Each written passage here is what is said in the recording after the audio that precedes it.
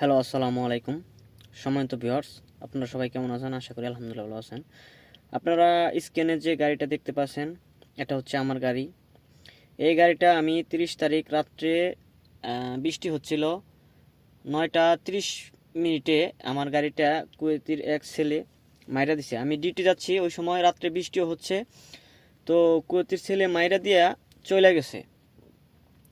তো যখন গাড়িটা মাইরা দেওয়ার পরে মানে ও এমন স্পিডে মারছে, আমার গাড়িটা ঘুরে মানে 2টা 3টা ঘুরানি দিছে।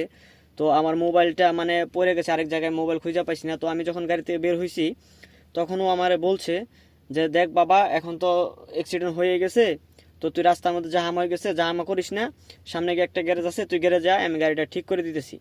তো আমি আর ওরে বিশ্বাস করে মানে আমি কোনো ছবি উঠাই নাই বা ওর নাম্বারও চাই নাই।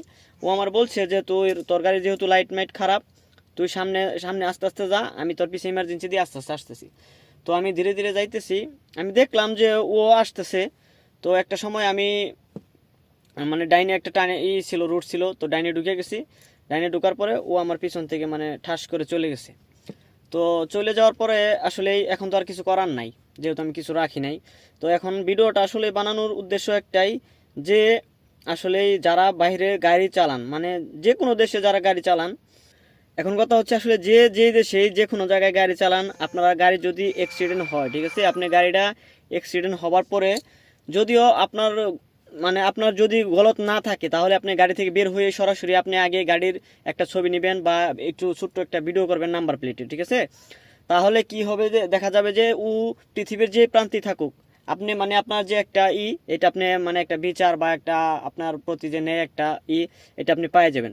তো আসলেই এখন আর কিছু করার নাই, মানে দুর্ভাগ্যবশত আমার আসলে এটা হয়তো নসিবে ছিল, যার কারণে এটা অনাকাঙ্ক্ষিতভাবে আসলে ঘটনাটা ঘটে গেছে, ঠিক আছে। এটা আমি আশা করি নাই, আমি অনেক হতভম্ব ছিলাম, ঠিক আছে।